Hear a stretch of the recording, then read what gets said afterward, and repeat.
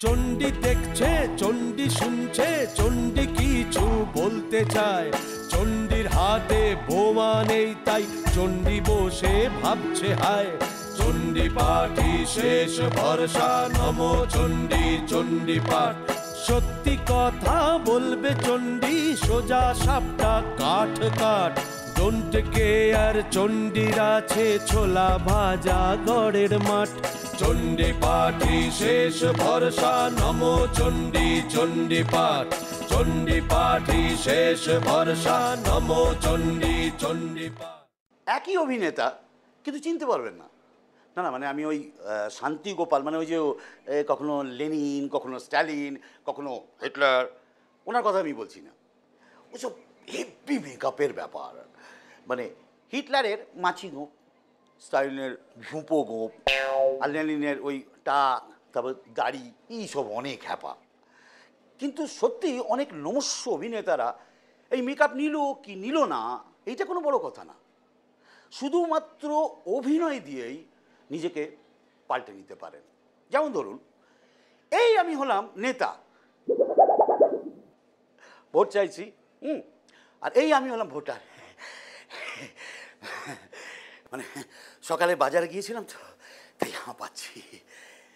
তো এইসব আমি শিখেছিলাম বা শিখে চলেছি মূলত দুইজনের কাছ থেকে।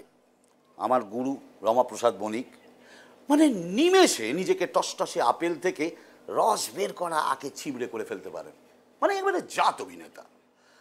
অন্যজন হচ্ছেন বুদ্ধদেব ভট্টাচার্য, এবারে জাত নেতা। বুদ্ধদেব আমাকে প্রতি পদে বুঝিয়েছেন, শিখিয়েছেন রাগ, আনন্দ, দুঃখ, শোক কিভাবে মুখে এনে ফেলতে। রেগে যাচ্ছেন? ভাবছেন এই শেষ বেলায় আমি হঠাৎ বুদ্ধজীবী হয়ে পড়ছি। দান একটু বুঝিয়ে বলি।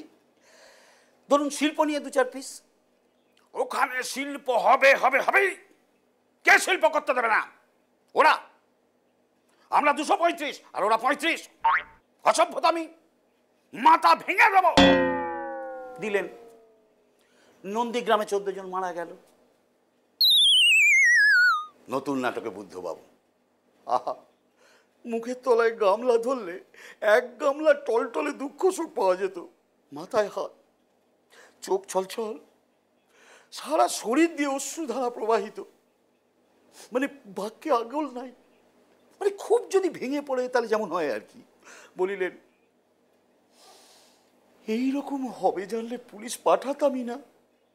অর্থাৎ পুলিশও চৈতন্য ভক্তদের মধ্যে কাকে পাঠাতে কাকে পাঠিয়ে ফেলেছে। ইস। ধরুন মন্ত্রিত্ব নিয়ে দু চার পিস অভিনয়। মায়াকবিষ্কি অনুপ্রাণিত বুদ্ধ বলিলেন, চোরেদের মন্ত্রিসভায় থাকিব না, ইস্তফা দিলাম। গাড়ি ছাড়িলেন।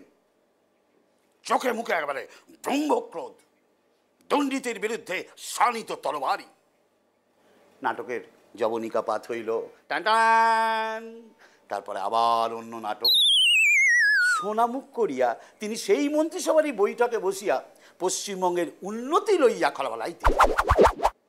কিছুদিন পর প্রায় সেই মন্ত্রিসভারই উপ ও তার কিছুদিন পর মুখ্যমন্ত্রী, এবং সেই প্রায় একই মন্ত্রিসভা ও দল লইয়া উন্নততর বামফ্রন্ট গড়িবার ডাক দিলেন। বাচ্চা লোক তালি বাজাও। তারপর ধরুন আমেরিকান সাম্রাজ্যবাদ। উফ, পারিলে ওয়াশিংটনে হাজির হইয়া লড়াই শুরু করে দেন আর কি। বহুজাতিক দাও কেমিক্যাল কিভাবে তৃতীয় বিশ্বে বিষ ছড়াইতেছে, কিভাবে তাদের চক্রান্তে ও অবহেলায় ভূপালে লক্ষ মানুষ প্রাণ হারাইল। বুদ্ধ বলিলেন, আমরা শুনিলাম। অবশ্য তখন তাহার কুচকুচে কালো কেশ, চুল সাদা হইল। আবার নতুন নাটক। অংবিষ্ণু অংবিষ্ণু অংবিষ্ণুর মতো তিনি দিনে রাতে শিল্প করিব শিল্প করিব শিল্প করিব বলিতেছেন। আমেরিকান সাহেবদের সঙ্গে ঈষৎ হাত কসলাইয়া বলিলেন, হ্যাঁ দাও কেমিক্যাল স্বাগতম। নন্দীগ্রাম নয় তো সই নয়াচরে কেমিক্যাল হাফ করিব। মানে এ অভিনয় যে সে অভিনয় নয়, একেবারে জাত অভিনেতা। এই জাত অভিনেতাটির নাম বুদ্ধ ভট্টাচার্য। আমরা আগামী নাটকটির জন্য অধীর আগ্রহে হাপিত্যেশ করিয়া বসিয়া আছে। কাঠবেল পড়িল বলিয়া অভিনয়টা শিখতে হলে বুদ্ধ বাবুই শেষ কথা।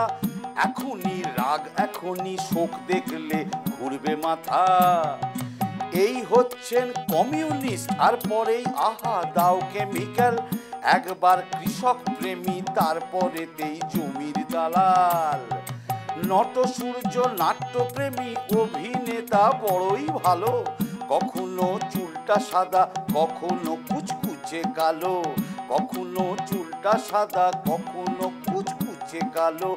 কখনো চুলটা সাদা কখনো কুচকুচে কালো। শিখতে হবে ভাই।